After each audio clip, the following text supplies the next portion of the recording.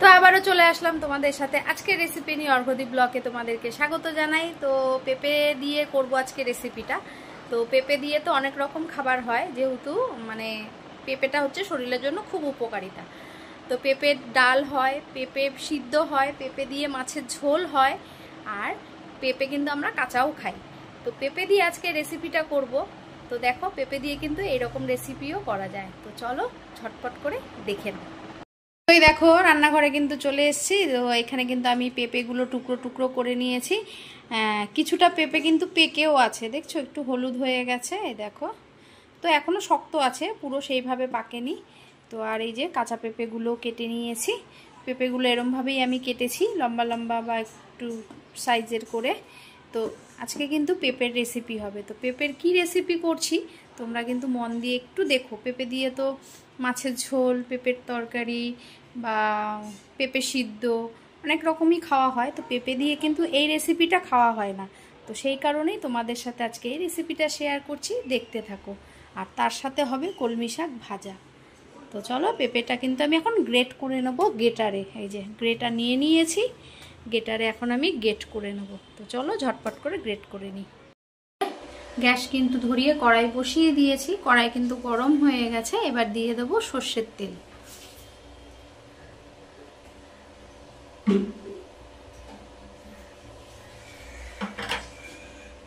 এই রেসিপিটা করার জন্য সর্ষের তেল হলেই বেটার হয়, সর্ষের তেলেই ভালো হয়।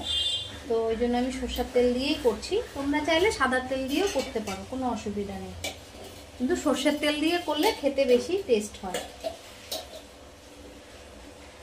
তো এই যে পেঁপে তোমাদেরকে তো দেখানোই হয়নি, এ দেখো পেঁপে কিন্তু আমি ভালো করে গ্রেট করে নিয়েছি, দেখেছো তো। দেখো কিছুটা পাকা পেঁপেও ছিল, মানে রেখে দিয়েছিলাম, পেঁপেটা একটু হালকা পেকে গেছিল। তো ওই কারণে পাকা পেঁপে একদম গ্রেট করে নিয়েছি। তেল কিন্তু গরম হয়ে এসছে। তেলের মধ্যে দিয়ে দেব গোটা জিরে, দিয়ে দেব তেজপাতা, আর দিয়ে দেব গোটা এলাচ আর দারচিনি।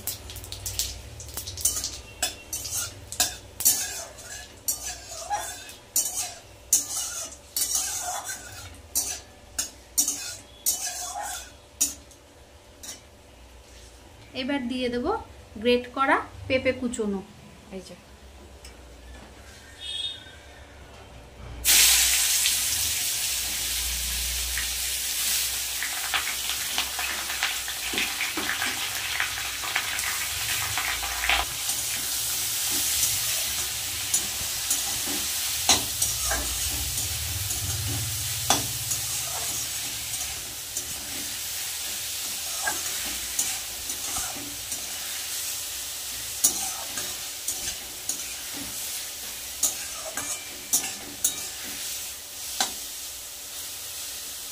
হালকা ভাজা ভাজা হবে, তারপরে নুন আর হলুদ দেব। দিয়ে দেব কয়েকটা গোটা কাঁচা লঙ্কা।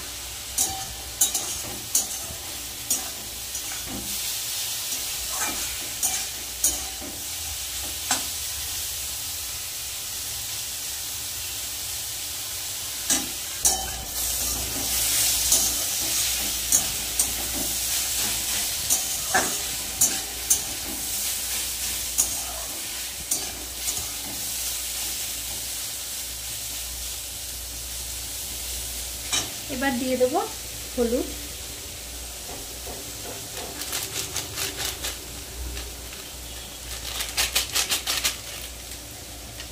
দিয়ে দেব নুন।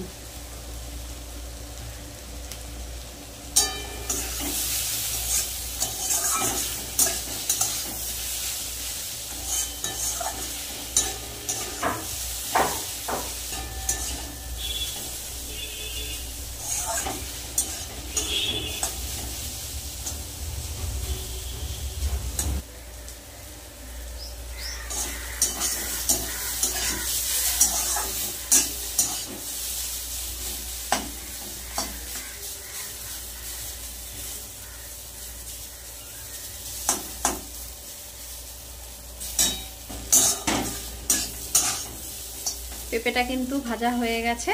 এবার এর মধ্যে দিয়ে দেব গরম মশলা গুঁড়ো আর দিয়ে দেবো ঘি।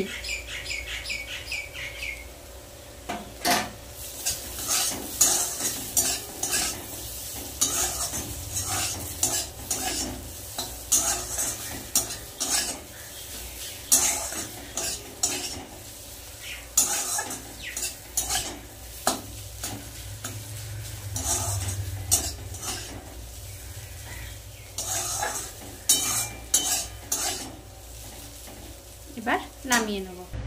তো দেখো পেঁপের এই রেসিপিটা কেমন লেগেছে অবশ্যই কমেন্ট করে জানিও। ভালো লাগলে একটা লাইক কমেন্ট শেয়ার করো আর আমার চ্যানেলটাকে সাবস্ক্রাইব করো। আমার চ্যানেলের নাম হচ্ছে অর্ঘ্যদীপ বসা। তো আজকের মতন টাটা।